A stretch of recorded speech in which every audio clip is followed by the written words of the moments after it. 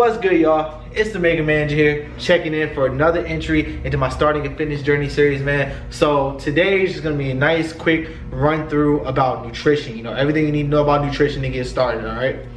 So, in my eyes, there's a lot of misleading information out there on nutrition and what's healthy and what's not. And you might be someone that is like, okay, I wanna lose weight, so I'm just gonna eat less and I'm gonna work out more. Do not do that. I did that at first. It was miserable. I didn't get the results I wanted. And then I learned, you know, a year and a half later that I was doing everything wrong. You know, you don't necessarily have to starve yourself. That's literally the worst thing that you can do for your body. And it's the worst thing that you can do when you first start out. And that's what causes a lot of people to fall off the wagon, okay? So I'm gonna teach you guys the basics of nutrition right now, okay? And what you need, you know, to get started on your fitness journey, okay? So first, we're gonna talk about this. There's something called macronutrients, okay? This is what makes up every single food item on the face of Earth, as far as I know.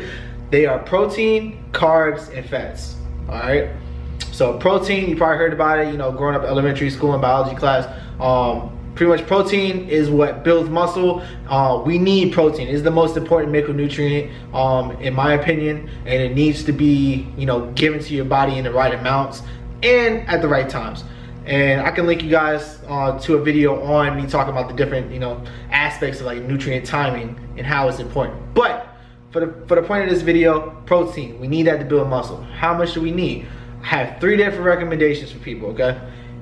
If you really wanna, you know, push your physique to the next level, you think fitness, you know, fitness is your life, this is what you want to do, all right, cool. The best results, in my opinion, is getting 1.5 grams per pound that you weigh, okay? So if you weigh 160 pounds, you need 240 grams of protein per day. Now, when you're first starting out, this may be a little bit on the extreme end, but if you want the most optimal results, in my opinion, that is what you're gonna have to do. And there's different ways that you can get it from different meats, protein powders, eggs, all kinds of different protein sources that you can get, all right? And I'll put some examples and stuff in the description box below of some high protein foods, all right? The second recommendation is 1 gram per pound, okay? You really like fitness, you wanna work out, you wanna get healthy, you know, you're not really too much on, you know, you wanna build muscle, but you don't wanna be a bodybuilder, fitness isn't gonna be your career or anything like that, or you just, you know, or you just think that you can't hit that high amount of protein. You know, you're that 160 pound person that can't eat 240 grams of protein. All right, cool, 1 gram per pound, so 160 grams of protein, all right? That is what you're gonna need every single day, okay?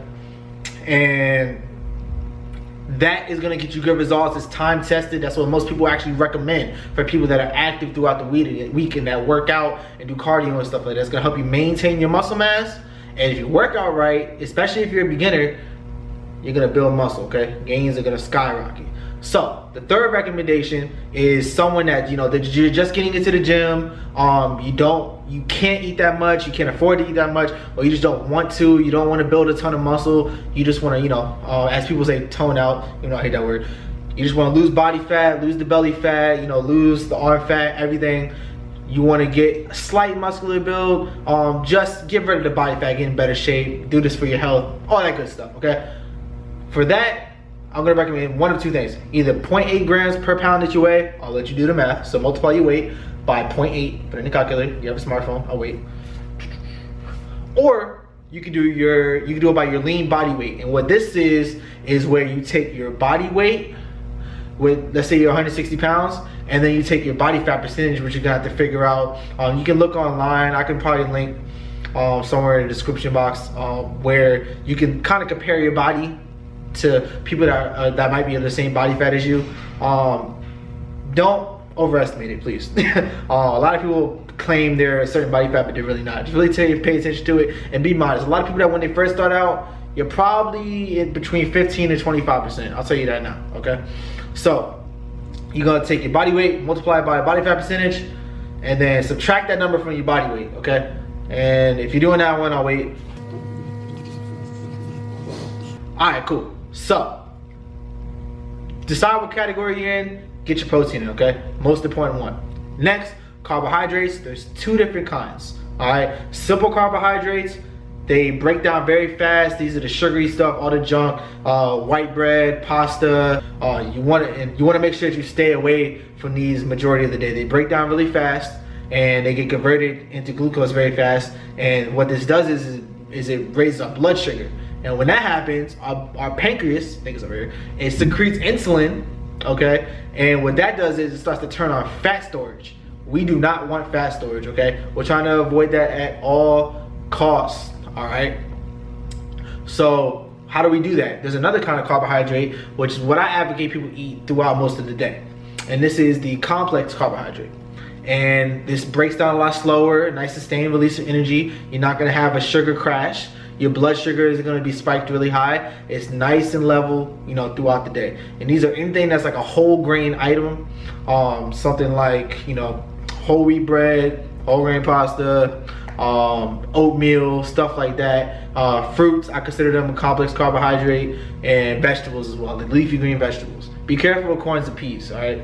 They have a lot of sugars in them. So, carbohydrates. You probably want to start around 1 gram per pound that you weigh and see how your body changes. You know, you need carbohydrates as energy, okay?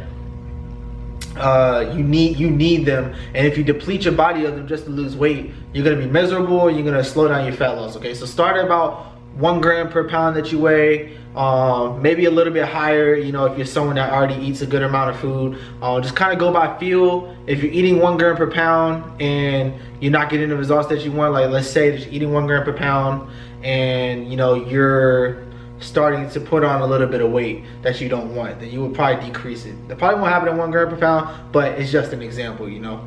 Or if you're trying to gain weight, you're not gaining weight at 1 gram per pound, up it, okay?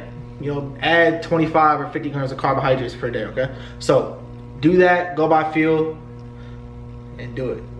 Okay, next one is fats, okay? Fats are very, very essential. There are essential amino acids and essential fatty acids, okay? We need these two, all right? So your fats are good for energy production. They regulate hormones. We need them in order to, you know, keep our body from crashing pretty much. And they help a lot with, you know, recovery and fat burning and stuff like that. So fats are important. I recommend people get 0.5 grams per pound that they weigh. I'll weigh it again. So if you weigh 160 pounds, 80 grams of fat, okay? So where is this gonna come from? Different things, like eggs are a great source of healthy fats. They have a bad rep, but they actually have a lot of, you know, very good fat sources like polyunsaturated and monounsaturated fats, which we'll probably get into another time.